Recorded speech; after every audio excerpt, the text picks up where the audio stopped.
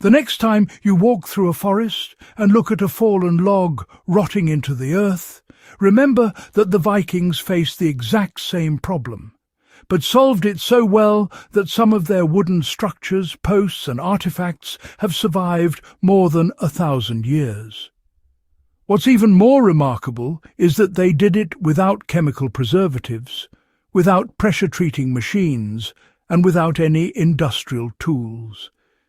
They used a method that any homesteader, craftsman or survivalist today could still apply with nothing more than fire, water and a little discipline. Before we go any further, this isn't a mythic story about magical wood. This is a real technique used across Scandinavia, a technique tested by time, archaeology and the durability of Viking-era remains. By the end of this guide, you'll understand not just what the technique is, but exactly how you can use it on fence posts, sheds, cabins, or outdoor structures that need to last decades longer than untreated wood should allow. The Vikings understood that fire was the first guardian of wood. Long before modern carpenters rediscovered it, Vikings perfected a method we now call surface charring. In simple form, it meant burning the outer layer of a wooden post or beam until it was blackened but not consumed. They learned that a charred outer layer is hostile to fungi, insects and moisture, three of the fastest destroyers of wood. Archaeological evidence from Viking settlements in Denmark and Norway shows that posts inserted into the ground had charring lines that weren't for decoration, but for survival. When you char wood, you create a carbonized shell that rodents don't chew, termites don't prefer, and water doesn't easily penetrate. It's the same natural logic behind charcoal lasting indefinitely underground. If you want to apply this today, the process is straightforward but must be done with care. Take a clean, debarked post or board. Hold a flame, preferably a propane torch for modern convenience, against the surface until it blackens evenly. Do not allow the wood to catch fire. The goal is a controlled char, not combustion. The depth should be about the thickness of a fingernail. Once the wood cools, brush off loose soot and apply an oil finish such as linseed oil. The oil seeps into the pores opened by heat, creating a water-resistant seal similar to what the Vikings achieved using fish oil or pine tar. They reinforced wood with resins and tars that modern builders still respect. Char wasn't the only tool. Vikings were masters of harvesting pine tar, an ancient waterproofing technology made by slow-burning resin-rich pine roots in a sealed pit. This thick, dark substance protected ships, roofs, tools and storage barrels.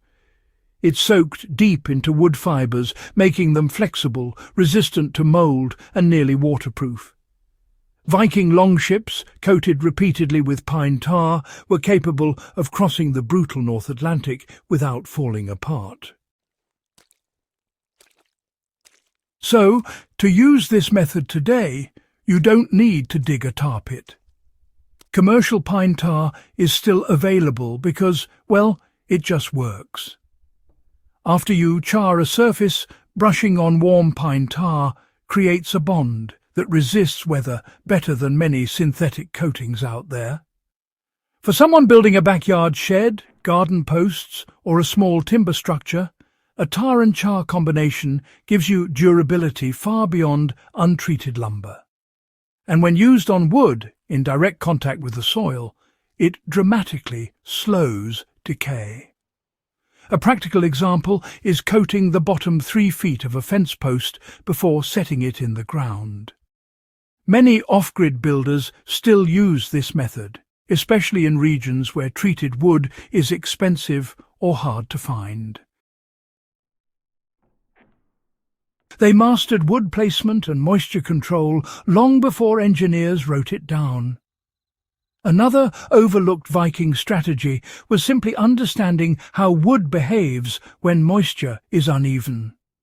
They placed wood in ways that reduced rot naturally. For example, support posts for Viking houses were often set on stones instead of buried directly in the earth. This avoided constant moisture wicking. When posts had to go into the ground, they charred them or treated them with tar, and sometimes used gravel to improve drainage around the base.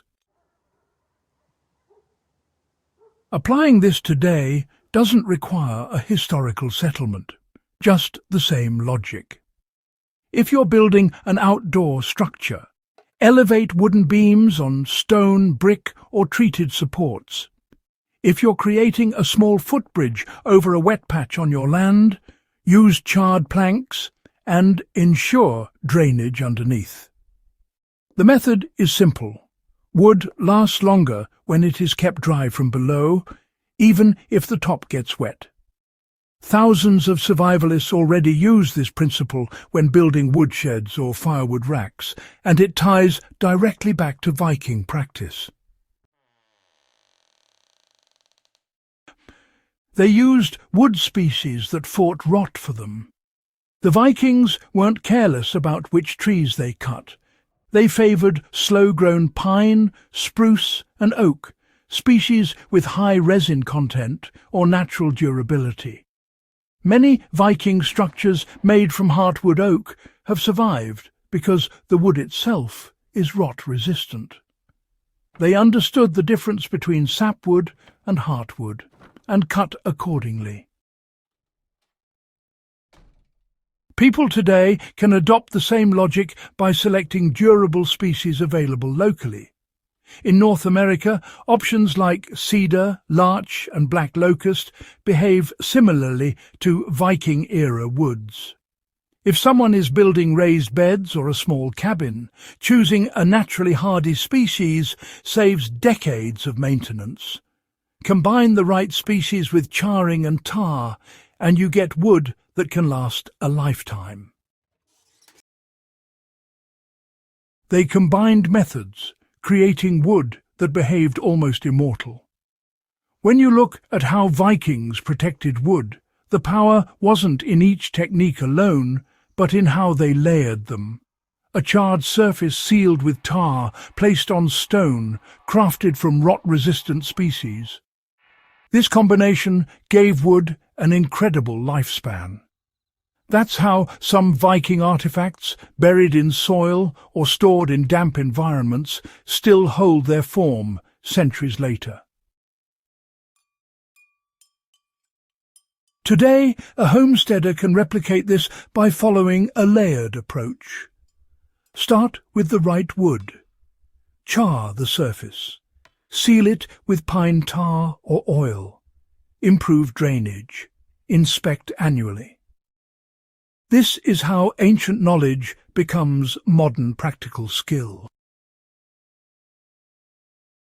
If this guide gave you a deeper appreciation for Viking ingenuity and taught you techniques you can use in your own workshop or homestead, make sure to subscribe to Thermal Vault and share this video with someone who loves history and practical survival knowledge.